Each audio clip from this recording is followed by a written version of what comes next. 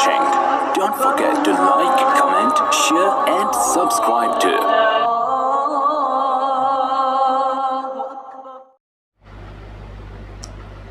نحمده ونصلي على رسوله الكريم أما بعد فأعوذ بالله من الشيطان الرجيم بسم الله الرحمن الرحيم وَإِذَا سَأَلَكَ عِبَادِي عَنِّي فَإِنِّي قَرِيبٌ أُجِيبُ دَعْوَةَ الدَّاعِ إِذَا دَعَانِ فَلْيَسْتَجِيبُوا لِي وَلْيُؤْمِنُوا بِي لَعَلَّهُمْ يَرْشُدُونَ صدق الله العظيم. وقال النبي صلى الله عليه وسلم الدعاء مخ العبادة والدعاء سلاح المؤمن الدعاء يرد البلاء الدعاء يرد القضاء او كما قال عليه الصلاة والسلام. محترم بزرگوں اور دوستو، آداب دعا سے متعلق چند باتیں ذکر ہیں. دعا اللہ کی بارگاہ میں درخواست پیش کرنا ہے. اس کے کچھ آداب ہیں.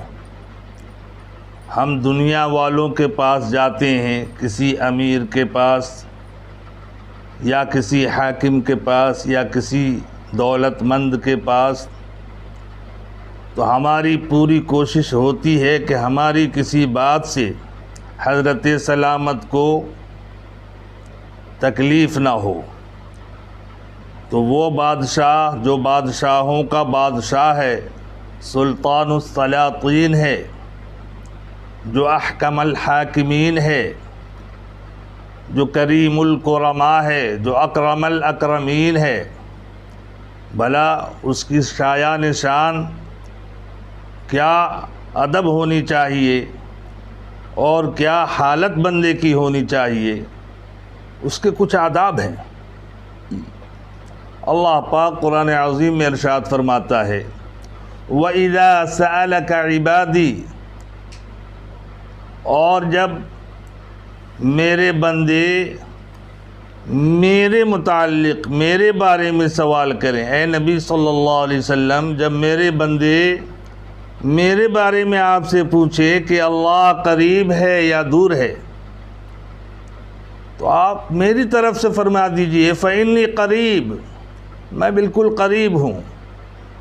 اجیب دعوت الداعی اذا دعان، میں درخواست پیش کرنے والے کی درخواست کو قبول کرتا ہوں.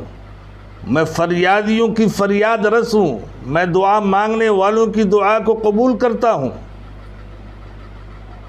فَلْيَسْتَجِيبُوا لِي، اے میرے بندو، تمہیں بھی تو چاہیے کہ میرا کہنا مانو، میری بات سنو. فَلْيُؤْمِنُوا بِي، اور مجھ پر یقین رکھو. لَعَلَّهُمْ يَرْشُدُونَ، تاکہ تم رشد و ہدایت اور فلاح پا سکو. تو اللہ تعالیٰ اس آیت مقدسہ میں ارشاد فرما رہے ہیں کہ میں بندے کے بالکل قریب ہوں. مجھے زور سے پکارنے کی ضرورت نہیں. ویسے تو میں ہر ایک کی سنتا ہوں، چاہے وہ دل سے پکار رہا ہو، دل کی جو ہے گہرائیوں میں دل میں ارادتاً پکار رہا ہو، یا زور سے بول رہا ہو، تنہائی میں مانگ رہا ہو یا مجلس میں مانگ رہا ہو، عربی میں مانگ رہا ہو یا فارسی میں مانگ رہا ہو. جس زبان میں مانگے اور جیسے مانگے، میں اس کی ہر ادا اور ہر انداز کو میں سنتا ہوں، جانتا ہوں. انہ علیم بذات الصدور، اللہ تمہارے دلوں کی تمام کیفیات اور حالات کا بخوبی جاننے والا ہے. تو میرے معظم دوستو، ابن کثیر رحمۃ اللہ علیہ اس آیت کریمہ کی شان نزول فرماتے ہیں کہ ایک دیہات کے کچھ احباب آئے کہ یا رسول اللہ صلی اللہ علیہ وسلم، میں زور سے پکاروں کہ اللہ دور میں ہے یا آہستہ پکاروں کہ اللہ قریب ہے؟ تو یہ آیت کریمہ نازل ہوئی کہ اللہ کو زور سے پکارنے کی نہیں، وہ تو دل کے بھیدوں کو بھی جانتا ہے۔ فإنی قریب، اے نبی جی آپ فرما دیجئے کہ میں بالکل قریب ہوں۔ وَهُوَ مَعَكُمْ، اور وہ تمہارے ساتھ ہے، اینما کنتم، جہاں کہیں بھی تم ہو۔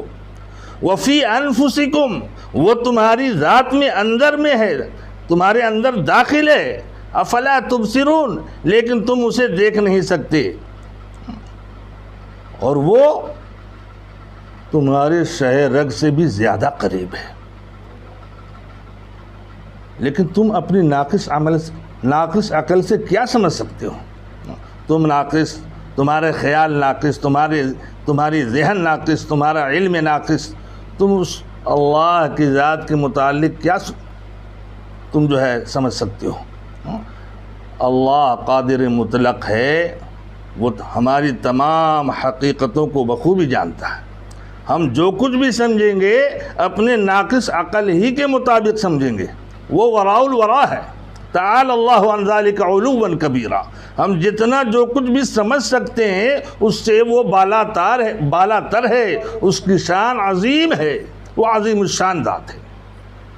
تو میرے معظم دوستو، ہم سب سے پہلے دعا کرنے سے پہلے ہم باوضو ہو جائیں اور درود شریف پڑھ لیں اور اللہ کی حمد و ثنا سے دعا شروع کریں، جیسے یا ذا الجلال والاکرام لا الہ الا انت سبحانک انی کنت من الظالمین یا احد الصمد الذی لم یلد ولم یولد ولم یکن له کفوا احد، یا اس طرح کے کلمات، اللہ لا الہ الا هو الحی القیوم یا اکرم الاکرمین یا قاضی الحاجات یا حلال المشکلات یا کافی المہمات یا شافی الامراض یا دافع البلیات یا ارحم الراحمین یا خیر الناصرین یا خیر الغافرین یا خیر الساترین یا خیر الرازقین یا غفار الذنوب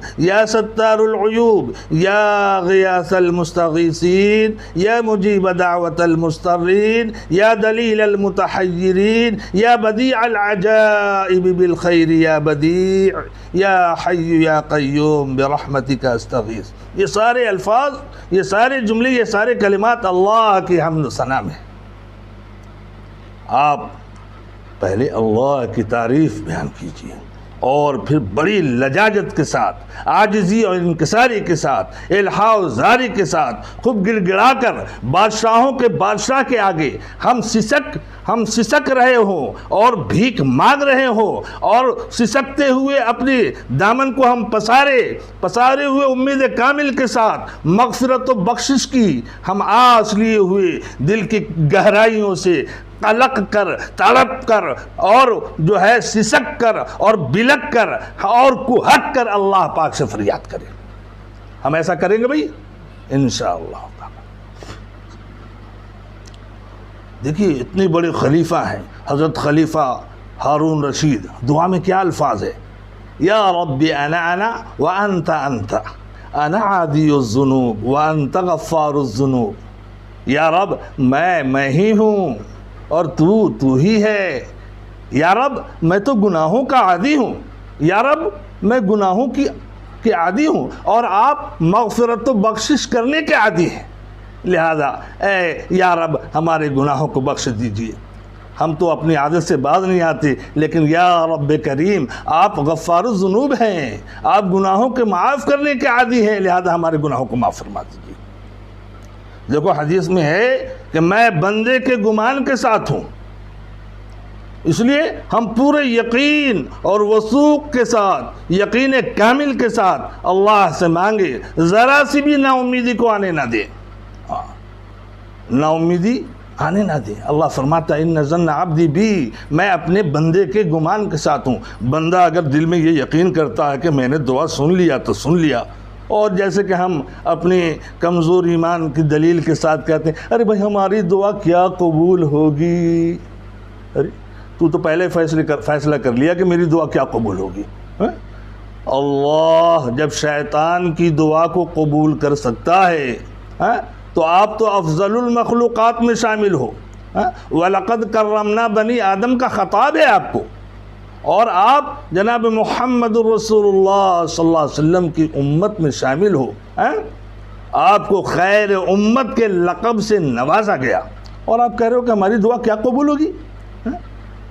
اللہ کی بارگاہ میں شیطان جو ہے فریاد کرتا، قال انظرنی الی یوم یبعثون، اے میرے رب ہمیں مہلت دے، قیامت تک کے لیے ہمیں ڈھیل چھوڑ دے، آزاد چھوڑ دے۔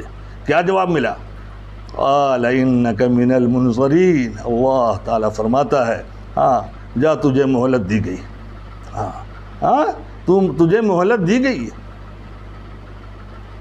تو جب اللہ تعالیٰ شیطان کی فریاد کو سن رہا، شیطان کی دعا کو قبول کر رہا ہے، تو آپ کیوں نا امید ہیں، نا امید ہو رہے ہیں؟ آپ کیوں ایسا سوچ رہے ہیں کہ اللہ پاک ہماری کیا سنیں گے؟ ارے بھائی اگر اللہ نہ بھی سنے تو آپ گڑ گڑاتے رہو، مانگتے رہو۔ ایک بزرگ کا واقعہ ہے، ایک بزرگ جو ہے اللہ کی بارگاہ میں رات بھر عبادت کرتے اور صبح آخری وقت میں دعا کرتے، جواب ملتا تیری کوئی دعا قابل قبول نہیں، تو چاہے روتا رہا گڑ گڑاتا رہا۔ پھر اگلے دن بیچارے رات بھر عبادت کر رہے ہیں اور پھر وہی جواب، دعا جب مانگ رہے تو جواب وہی مل رہا۔ مرید نے سن لیا، کہا یا شیخ، ارے بھائی جب وہاں سے جواب مل رہا ہے کہ تمہاری دعا قابل قبول نہیں، چاہے رو گڑ گڑاؤ جو کچھ کرو، پھر آپ آرام سے کیوں نہیں جو ہے رات بھر سوتے؟ کہا کہ بے وقوف، اس کے سوا اور کوئی در ہے کہ جہاں فریاد کی جائے کہ اس سے مانگا جائے؟ اس کے سوا اور کوئی رب ہے تمہاری فریاد سننے والا ہے؟ ایک دن آواز آئی جب دعا کر رہے تھے تو کیا جواب آیا؟ آواز آئی ہاں تمہاری ساری دعائیں قابل قبول است، اگرچہ ہنر نیست کہ جزما پناہ دیگر نیست۔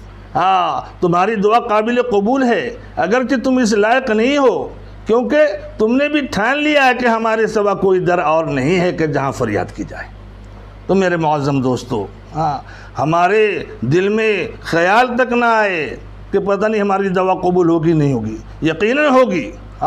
دعا کی قبولیت کا معنی اور مطلب سمجھیے، کبھی تو اللہ تبارک و تعالی وہی بات سن لیتے ہیں، وہی فریاد سن لیتے ہیں جو بندہ مانگتا ہے، وہی چیز مل جاتی ہے، اور کبھی اللہ تعالیٰ اس کے بدلے میں اس سے اعلیٰ چیز، عمدہ چیز عطا فرماتے ہیں، اور کبھی کبھی دعا کی برکات سے آنے والی آفات و بلیات، وہ مصائب، وہ آلام، وہ رنج و غم، وہ پریشانیاں دور کر دی جاتی ہیں، ہمیں آپ کو پتہ نہیں۔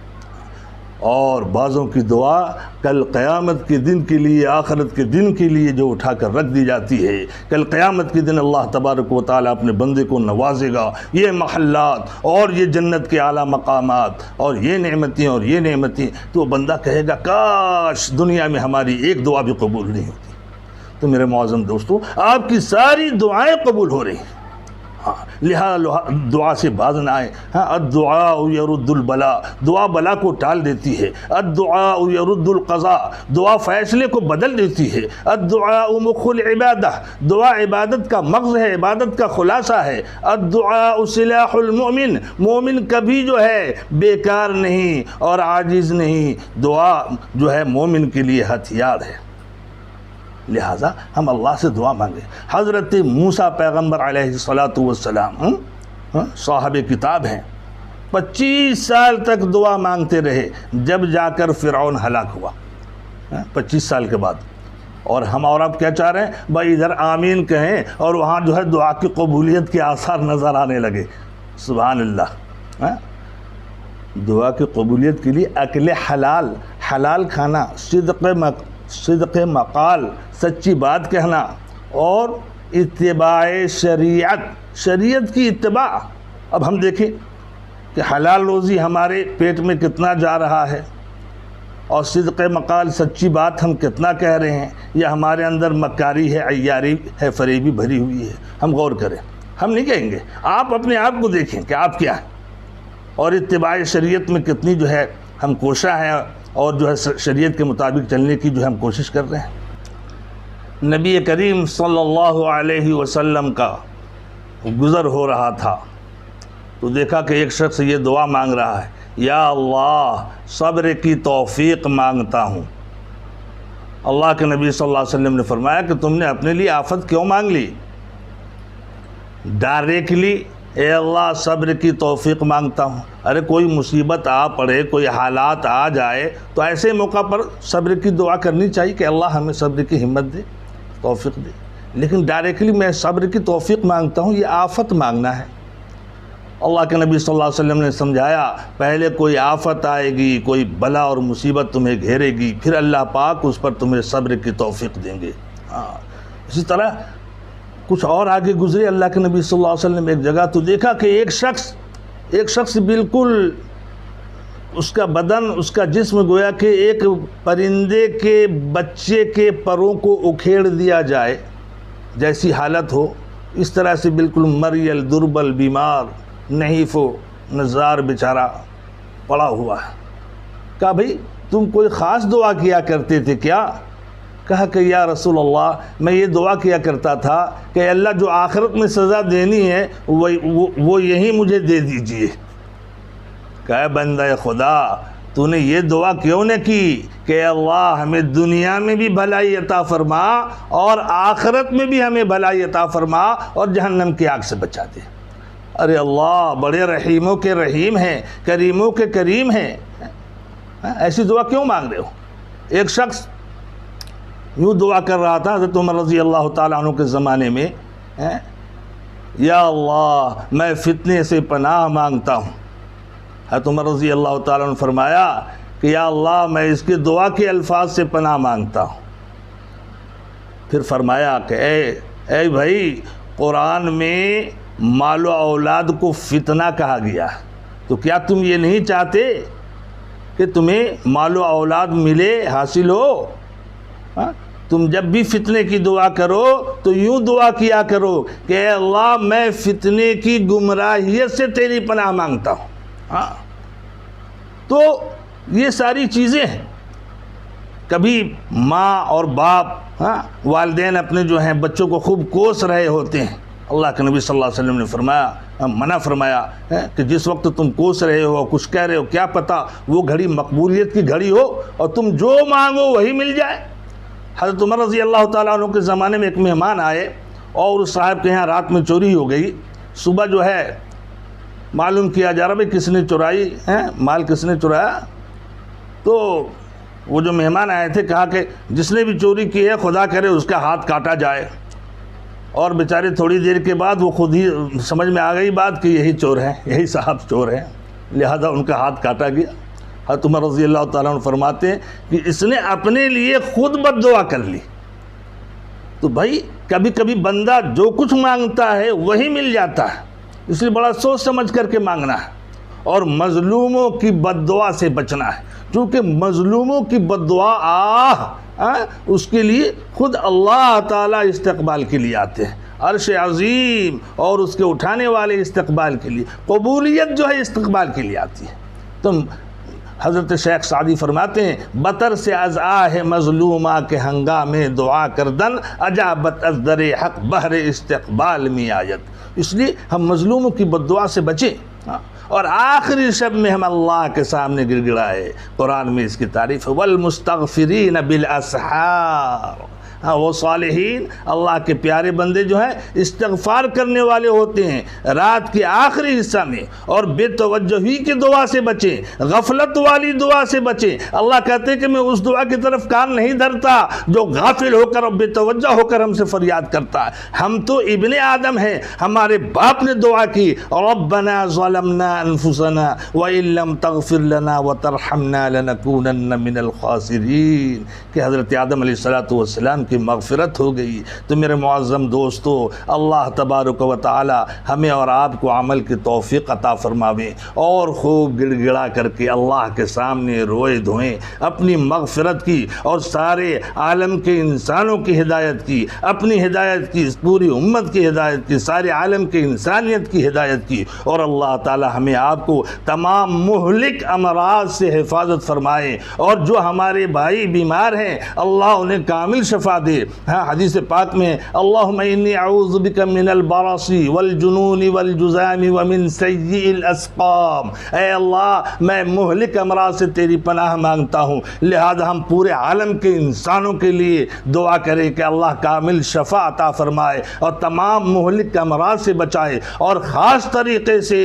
ہم اپنے ملک کے باشیوں کے لیے ہم دعا کریں، کیونکہ حدیث پاک میں حب الوطن فی الایمان، وطن کی محبت ایمان میں داخل ہے۔ ہر انسان کے لیے شفا کے لیے دعا کریں، اور خاص طریقے سے اپنے لیے خاص الخاص دعا کریں۔ اللہ کے نبی صلی اللہ علیہ وسلم کا یہ طریقہ ہے، اے اللہ مجھ پر رحمت نازل فرما، اور حضرت موسیٰ علیہ السلام پر۔ اللہ پاک ہمیں آپ کو پوری امت کو اللہ توفیق